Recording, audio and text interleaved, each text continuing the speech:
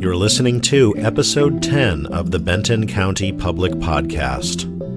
Benton County is a great place to live and work. If you'd like more information on available careers with Benton County, you can visit hr.bentoncountyor.gov. Welcome to Episode 10 of the Benton County Public Podcast. My name is Dan Krall. I'm the host and producer of this program. Benton County remains on the forefront of providing services to those with mental health issues, and that includes residents of all ages. The county recently expanded the size of their facility and the services it provides at Benton County Children and Family Mental Health. An open house was held May 31st at the program's new location, which is 4185 Southwest Research Way in Corvallis. The day featured tours, meeting the staff, a resource fair, family activities, and prizes. And the ceremony was opened with Benton County Commissioner Zan Ogerow. Good morning, everyone. Good morning. And welcome to this really wonderful occasion of the first open house, many I hope, for the Children and Families Mental Health Services program here for Benton County. And I want to start off this morning with a land acknowledgement. Indigenous tribes and bands have inhabited the lands of what we now know as Benton County from time immemorial and are a vibrant part of our communities in Oregon today. Benton County is homeland for the Lakimute, Umpinafu, or Mary's River Band, and the Chemapaw, or Muddy Creek Band of the Kalapuya, and the Alsea tribe. Today, the Alsea people are mostly members of the Confederated Tribes of Siletz Indians, and the Kalapuya peoples are enrolled as members of both the Confederated Tribes of Grand Ronde Community of Oregon and the Confederated Tribe of Siletz Indians. It's really important that we recognize and honor that the epidemics, violence, forced relocations, and other ravages of federal Indian policy have never extinguished the deep relationship of these peoples to the land, the stewardship for all of the animals and plants, and the spirit of the place that we call Benton County. And that we acknowledge that our county's namesake, Senator Thomas Hart Benton, was one of the major proponents of westward expansion and the violent displacement of indigenous peoples to this land. Just have to sit with that and that contradiction here in our place that we call home. Despite the colonization of these lands, this was and always will remain the home of the Kalapuya and the Alsea people. And we recognize that the pre-existing and continued sovereignty of the tribes who have ties to this place, and thank them for continuing to share their knowledge and perspectives on how we care for, impact, and protect the land that we live on and steward. We commit to honoring the history of the place as we seek to engage in collaborative partnerships with the tribes and communities indigenous here to Benton County. So let's take a moment, take a deep breath, and just acknowledge this land and this place that we call Benton County.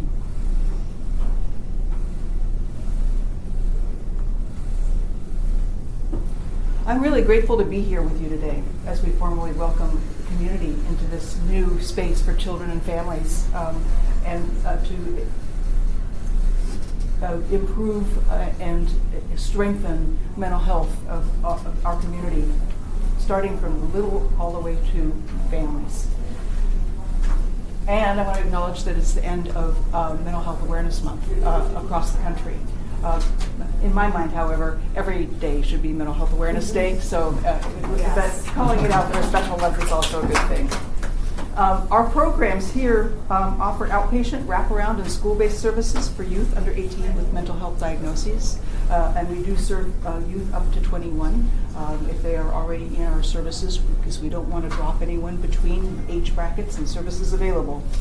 It's a vital component, our programs are, of the network of partners that are dedicated to youth mental health and supporting families across the county.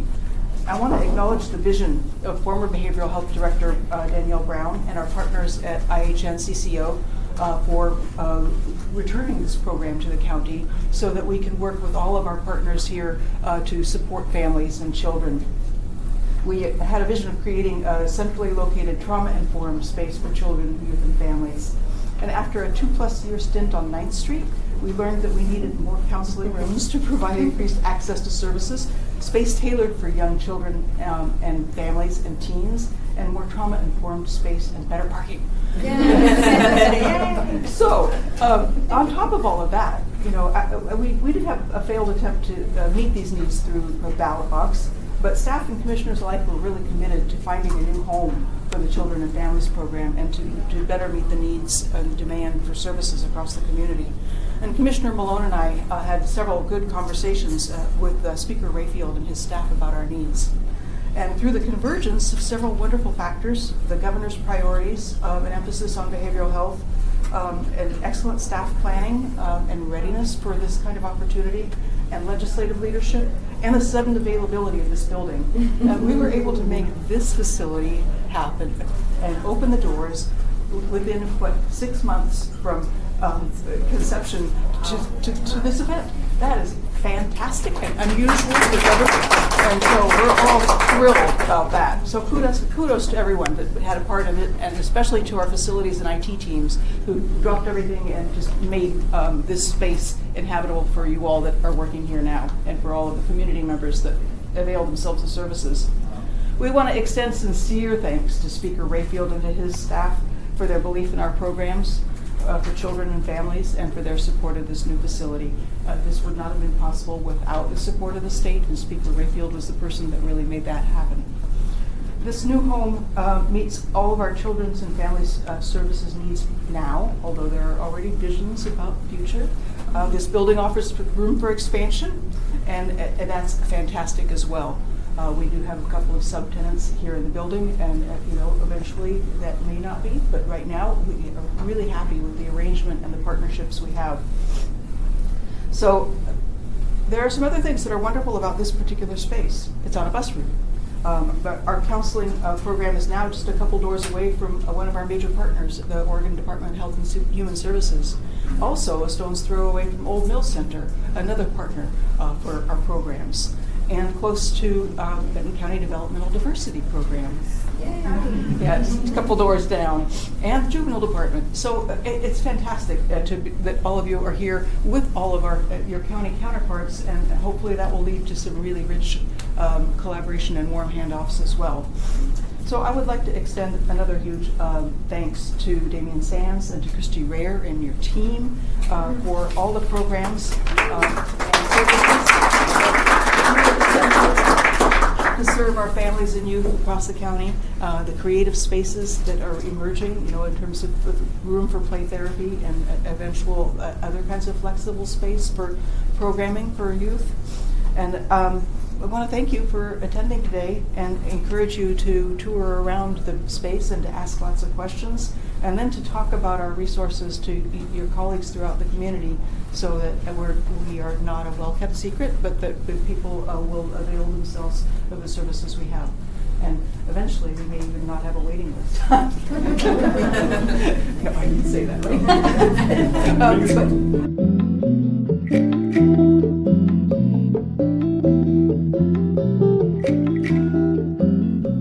The next speaker at the event was Chelsea Holcomb. So hi everyone, I'm Chelsea Holcomb. I use she, her pronouns. I'm the Director of Child and Family Behavioral Health at the Oregon Health Authority. And so I am privileged to support all of our county partners and our CCO partners of elevating and amplifying the youth and family voice and the need for these services. So all the programs that you just mentioned around wraparound and outpatient services, play therapy, Young's, all the way, all of those are programs that we are fiercely supporting at the state level. We know that children's behavioral health is prevention. So we know that most of anything to do with mental health or substance use, all of that often happens and develops before the age of 18. So we know if we do really well of early detection, early intervention, and getting services and supports to children and families when they need it, we know that we are going to support the adult system by having less youth needing to enter into those support services as they become young adults. I think the other piece that's really exciting about this is that oftentimes youth and family services, for whatever reason, from a policy and program and resource perspective, it's not elevated, right? It's not priority. We have a lot of adults that need a lot of services and supports right now, and we're often in a crisis. But again, with that, the visionary of really pulling youth and family services up, we know that, again, we're going to make a positive impact on all the parents and aunties and grandparents and caregivers that surround those children. So it's that two-generational approach. So we're prevention for the adult system, but as we intervene with children and get them what they need when they need it, we're also making a positive impact on all the adults in their midst.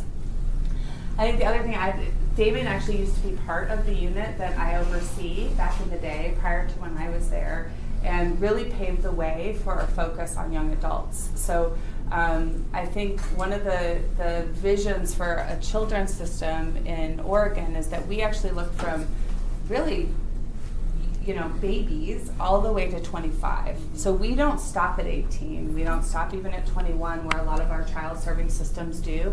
We're really looking at that full brain development. So really having spaces like this and sort of dabble into, I think you said it beautifully, like we want people to feel supported in this building and not be like, oh, did you turn 18 on Tuesday? Like we want to start really making our Medicaid system that way and our local services that way, so that youth are going to spaces where they are welcomed and where they feel like they can get their needs met. And sometimes that isn't about treatment. So we want to make sure that as we think about services and supports, that it is much broader.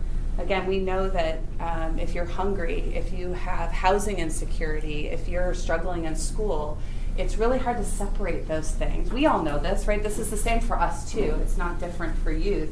And so really making sure that as we are building services and connecting with our system of care partners, that we're thinking about that broad human and what the needs are. Because sometimes having food in your belly and having success at school and having housing security, wow, some of those mental health sicknesses are just going away, right? So anyway, thank you for having me. It's an amazing team. Christy is doing amazing things and supporting a lot of programming, a lot of support, and these services are needed and expanding quickly in our community, which is really wonderful. So my hope is we come back as a party in a couple of years and it's like this full building, all the things. So we're here to support Benton County, we're here to support our CCO partners, and yeah, just really thrilled to be here. And I live here too, so I have a special warm heart for Benton County and Corvallis. So anyway, thank you. Well, tough act to follow. It's like I've got my notes just off the top of my head, kind of amazing. Wow. So actually, I want to give a huge thanks to the two of you. I'm going to go a little bit further than that. Commissioner Ojora, you have been such a huge advocate for us, for our system. I've had the privilege of working under a few commissioners and in various spaces, and I have to say that I have never seen such a person who is so tenacious, so knowledgeable about our system, and also so genuinely down to earth that you get to hear all of our pros and our cons and our happies and our lows. So thank you so much. I'm going to make you feel a little uncomfortable too. So Chelsea has been with the state now. Almost 7 years. It's almost 7 years. Chelsea, I want to thank you for all of the work you have done, but you've also done it from a place of genuine advocacy. You've always kept it, as the cool kids say, keeping it real. You have been a person who has looked for the right needs at the right time. You've pushed for people to get uncomfortable, to support this system. You've always been a person who also has a great understanding of how the complexity of it. So I just want to thank you so much. Please don't leave. Always say that. So thank you again.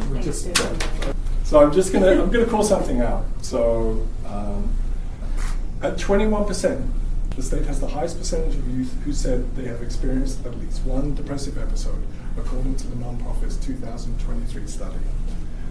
That survey was about our county. So we know within this community that there are those that are in a place of hurt and suffering. This program, what it's going to bring to that space, what it offers up to this population, is going to be huge. As we mentioned, this is the last day of the Mental Health Awareness Month. the title, the theme for this month was Where to Start, Mental Health in a Changing World. And what I love about this place is this is a place that is starting. We're right at that beginning point for us. This is the way that we make inroads into those challenges. So I'm going to give one more huge thank you to everyone involved. I mean, as a former state employee, as a former fellow county employee, government doesn't move very fast, for those of you not in government. The fact that we pulled this off in that amount of time, I'm still kind of can't believe we are here from a conversation that was had, literally like it's kind of mind-blowing and kind of beautiful. So that's huge. Okay, enough about all of that. The last piece I'm going to really call out, and this is where we're going to get people uncomfortable again. I'm really going to call out our local champion. So I've had the privilege of working with Christy and her amazing team. And Christy, I've seen you both grow as a leader, but I have seen you really as a person always focused on the care of our children. That is so critical in this time in which you always hold that within yourself no matter what it is. This is why people coalesce around you. This is why your team loves you. It's because your intent and mission is always laser focused on us being great stewards of care for our children and family. So the floor is all yours to wrap us up. I was not prepared to give a speech, so I don't have a lot to say other than just thank you for being here and thank you for supporting our program and for partnering with us. It's like so cool to see all the partners that we have in this room and just that we're in this work together to serve our community and make sure these kids and families get a lot of really awesome services. So thank you for being here. I also need to shout out my team too, because my team is full of really amazing and dedicated, creative individuals that do this really hard work in beautiful ways each day and make a really big difference. And this building allows them to have more opportunities to just flourish in the things they do and support these kids. So shout out to them. Mandy, our amazing administrators. Yes, Mandy. Yeah, Mandy.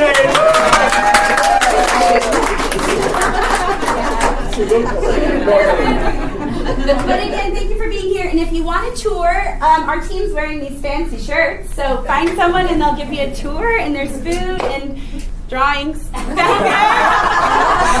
thanks for being here.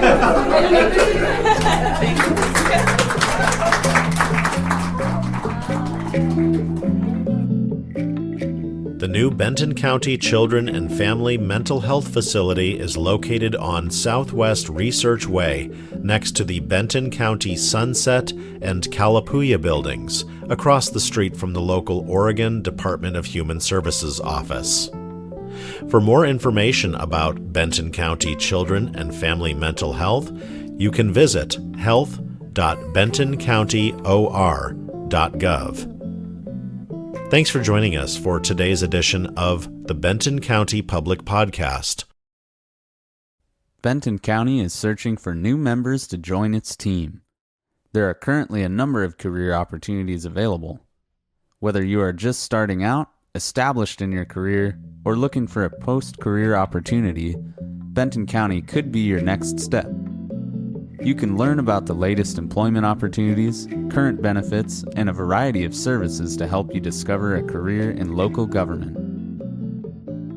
For more information, visit hr.bentoncountyor.gov.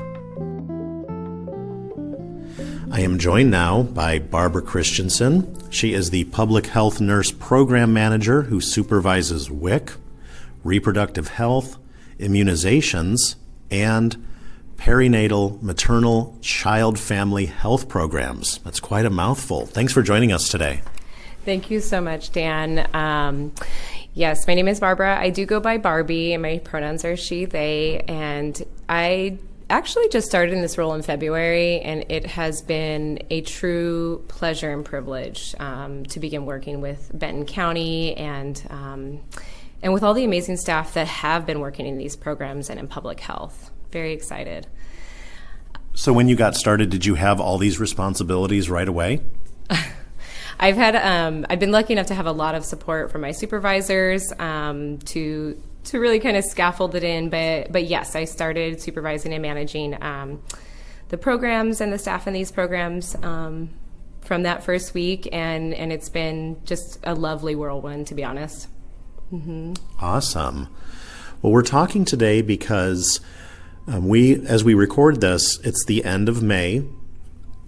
May, of course, is Maternal Mental Health Month, and one of the core areas of the Benton County Home Visiting Nurses focuses on is mental health during and after pregnancy. I think we should note that the leading cause of death for moms and people who have babies is suicide and domestic violence. Shocking, isn't it? I actually used to work in labor and delivery. We spend so much time, money, resources really focusing on those medical complications and those medical risks, hemorrhage, preeclampsia, medical conditions. And I think it's really shocking when people learn or realize that mental health, both for the person experiencing it, or, in the case of domestic violence, the mental health sometimes of the person perpetrating the abuse is really the leading cause and the leading risk factor in our maternal morbidity and mortality crisis. It's one of the reasons I'm so passionate about this work, and I really truly believe it's one of the reasons our nurses and all of our team is so passionate about mental health and really embedding that in a trauma-informed approach into all of the services we provide. And truly, it has generational impacts. Anxiety just by itself can really impact relationships with ourselves. In this case, I'm going to be speaking a little bit about our home visiting program for new parents. It can really impact relationships with babies and impact their growth and development. And we deserve help is the bottom line. We deserve help. Help is out there, and it really isn't ever too late to get help. We'll be talking about some resources specifically if you know somebody who's struggling with their mental health. But I'm really hoping to talk a little bit more about the home visiting service specifically today that's available to every single resident in Benton County who has a baby. Why don't we talk about that? We have 3 nurses. We do have 3 nurses who are just wonderful. They are so experienced, very highly trained. I want to say between the 3 of them, they have over 26 years of nursing experience. 19 of those years are specifically in home visiting, which, home visiting is really unique. We're meeting people where they're at, where they live. Sometimes people who are experiencing homelessness, we're meeting them in other places. We're available to meet out in the community, out in the clinics, but really just meeting people where they're at with their babies. And I say that in the physical sense and also in the mental sense. Like, we serve people who are highly resourced, have, are really connected, have insurance, have all of the resources, that somebody kind of thinks of when they think of what you might need to have a baby and support yourself and your baby, all the way to people who are under-resourced, who lack or don't have those privileges. We're very lucky also to have Carol, one of our nurses, who speaks Spanish fluently and really serves that population in Benton County in their home language as well. So it is just such a unique service. One of our programs, Family Connects Oregon, through some legislation by the state, is also available at no cost to every single family who brings home a baby. Whether you had the baby yourself, whether you are, the other parent or a caregiver, a foster parent, if you are taking care of a newborn in Benton County, we would love to serve you. And that includes people with private insurance or OHP. It doesn't matter. Or no insurance. If people aren't connected yet with insurance or don't think they're eligible, we also help with that. And yes, that is not a barrier at all, specific to Family Connects Oregon. We do have other home visiting programs for people who are pregnant, babies first, children with highly complex medical needs, Cocoon, and those do have some eligibility restrictions. For OHP members, we have babies first at no cost, Cocoon as well. But Family Connects is sort of that portal for opening the door to home visiting that you may not get anywhere else. It's a benefit of your insurance, if you have insurance, like I said, and if you don't, we still provide the service at no cost. FCO, or Family Connects Oregon, is online. So if people listening do want to just get that ball rolling, what is the website? Thank you. Yeah, if you do a quick Google search of Family Connects, you'll find a lot of information all throughout the state. But if you would like to get referred to our program specifically, I'd love for you to visit Benton County Health Department's website. We're on there. We have a page, Perinatal, Maternal, Child, Family Health Services, and you can contact one of our program specialists to get referred. We are doing some updates, which I'm really excited about, to improve our referral process. But if you get on the website and you find that number, you will find us. We are joined by Barbara Christianson, who is the Public Health Nurse Program Manager. She also supervises WIC, Reproductive Health, Immunizations, and the Perinatal, Maternal, Child, Family Health Programs. And right now we're talking about home visits, which we do have 3 nurses in Benton County available to visit during those postpartum days. What might a typical visit from a home visit nurse look like? That's a great question, Dan, and I would love to kind of demystify that experience for anybody who thinks they might be interested now or in the future or knows of somebody. The first thing I think is really important, besides no cost, this is a voluntary program. So if your provider or your OB refers and you don't want this service, it is completely up to you. So it's voluntary at all times. If you decide you want it, we will set up a home visit at a time and a location, that's convenient for you, and we'll come to you. One of our nurses will touch base with you over the phone. We also text if texting is easier for you. We're sort of in that era, I think, now where texting is easier for a lot of us, especially with a newborn. And then the nurse will kind of do a little screening on the phone and see if there's any immediate needs that you have, any immediate questions they can answer, or referrals. And then once the visit actually happens, they can be a little bit long. So I think some people are used to, really quick visits with your doctor, 5 minutes, 10 minutes, 15 minutes, right? Unless there's, something maybe more that's needed. But these visits are typically about an hour and a half. They can go even longer if people are, needing more time. So we really are flexible in that. We really try to schedule when baby's about 3 weeks old. That's kind of like in between the 2-week pediatrician appointment and the typical 6-week postpartum checkup. So really a time of opportunity, I think, for parents, for caregivers of newborns. I'm a parent of 4 myself. The 3-week, to 6-week period, even when everything's going well, it can be rough. So number one, we're there to support. We're there to really provide the services that you need. But what that can look like for many people is a screening and assessment, kind of a little head to toe, like what's going on with your medical needs, what's going on with baby's medical needs. We do, like a height and weight check, measure the head, make sure baby's growing well, check on any feeding concerns, whether you're breast or chest feeding or formula feeding or some combination of both. Do you have access to food?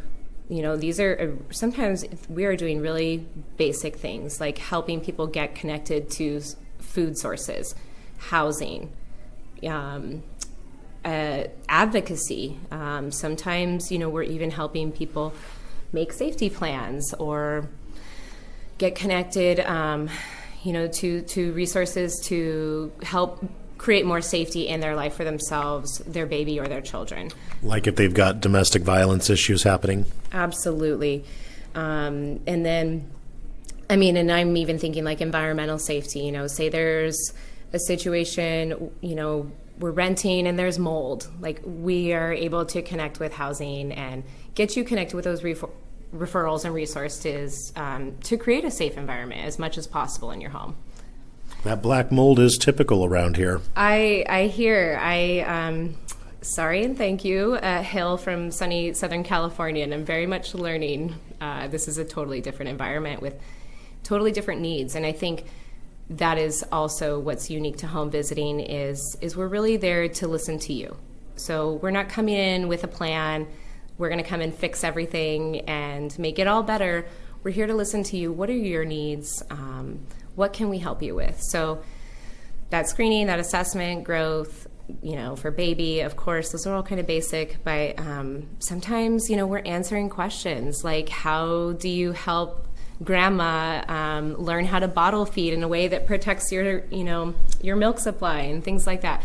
So these visits are really adaptable, and that's what I really appreciate about them. We have a lot of tools, we have a lot of resources, but they're really going to be adapted to suit your needs. And beyond that, if you need more visiting outside of that visit, we have the ability to schedule more visits. You can receive up to 4 visits at no cost through Family Connects. And at that point, if there is an ongoing need, we look at eligibility to other programs, whether that's through Benton County, if you have OHP and you would like to enroll in Babies First, or maybe that's, with Healthy Families, another organization. So we really do partner with a lot of the existing resources to get you connected to, again, what do you need? What works for you? Because you're the one taking care of this baby. Like, you're already doing it. We're just here to help.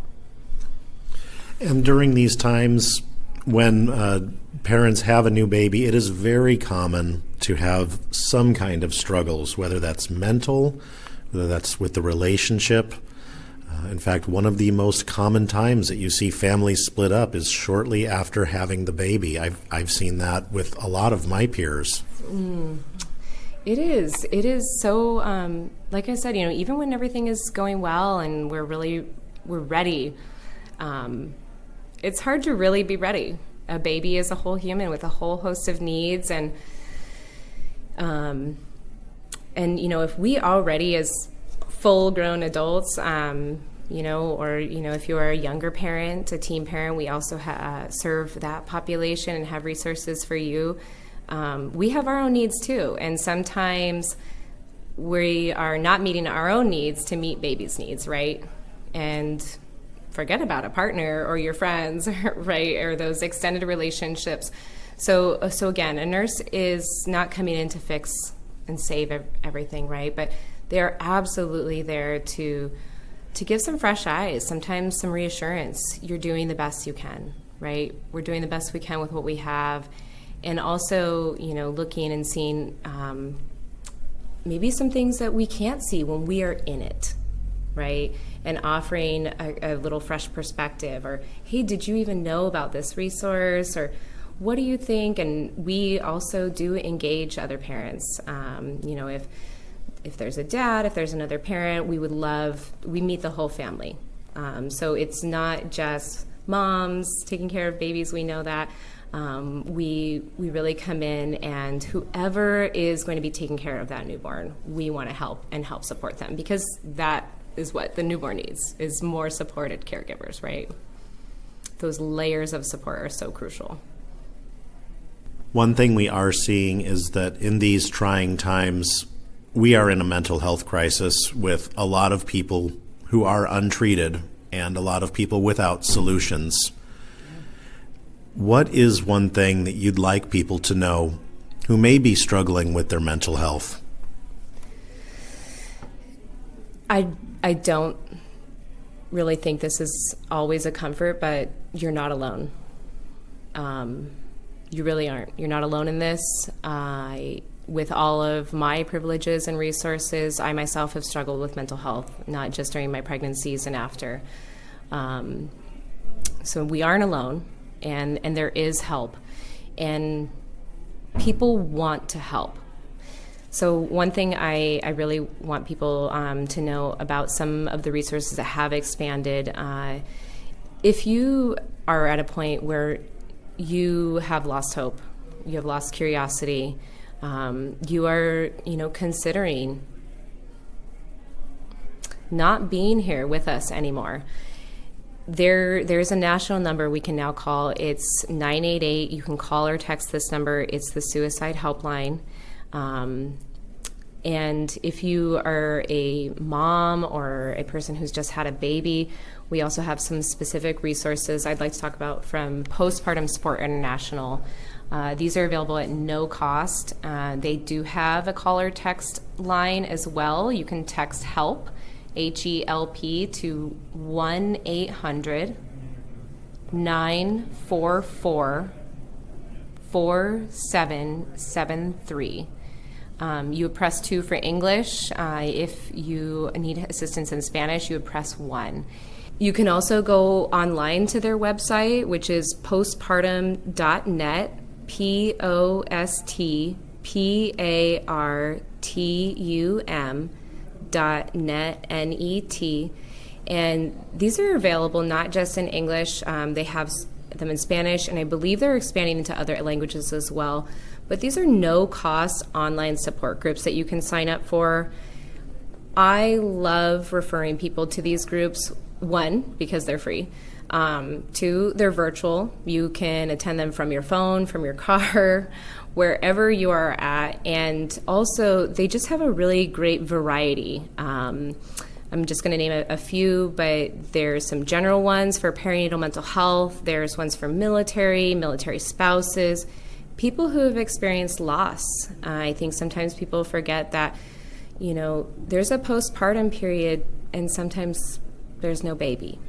And so we have support and groups for that as well through that organization, which I'm so grateful for. They even have groups for people who are trying to conceive. There's just such a range of experiences that people have and need support that's really tailored towards that experience. And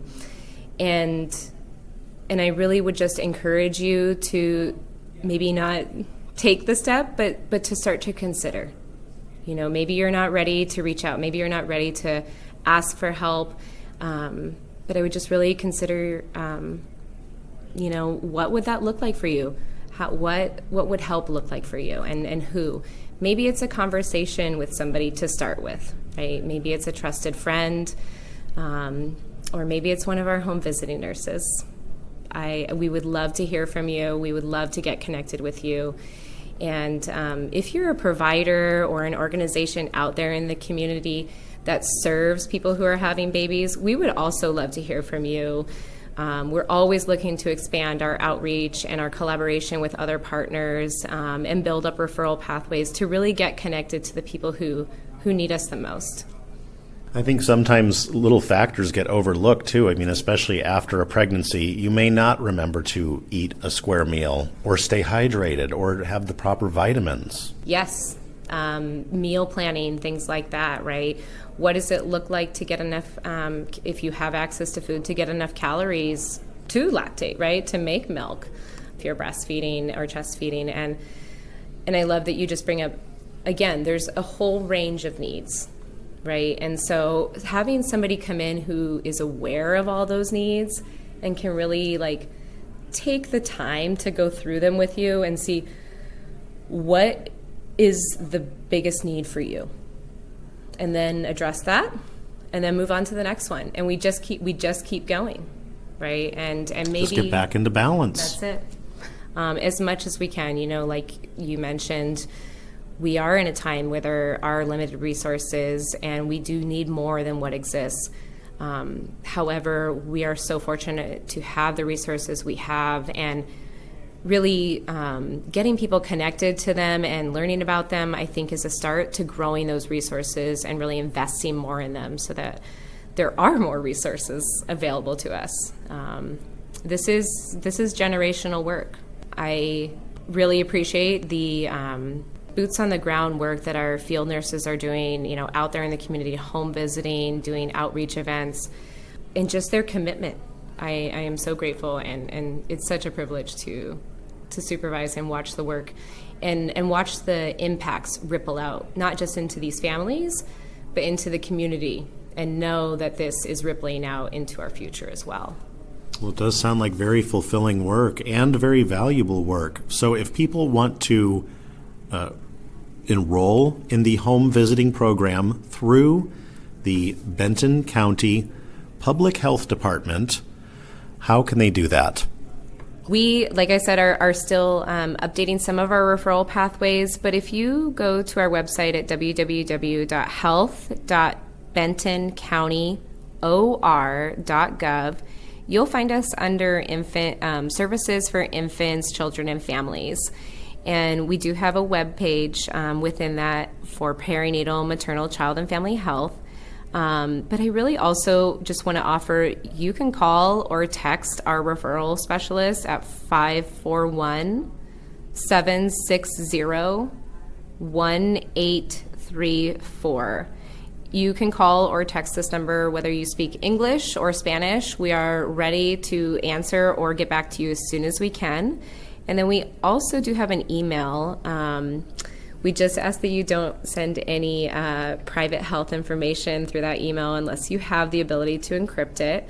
But you are welcome to ask questions or ask for referral forms and things like that through this email. And that'll be PMC-F-H@bentoncountyor.gov.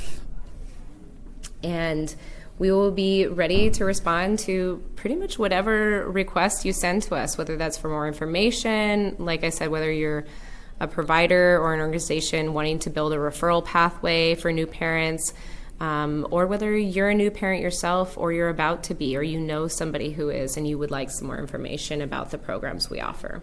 We would like to thank Barbara Christianson, who joins us today. She is the Public Health Nurse Program Manager. She also supervises WIC, immunizations, reproductive health, and perinatal, maternal, child, family health programs for the Benton County Public Health Department. Thank you so much for your time today. Thank you so much, Dan, and thank you to each of you out there showing up as best you can with everything you have. We really appreciate all of our community members.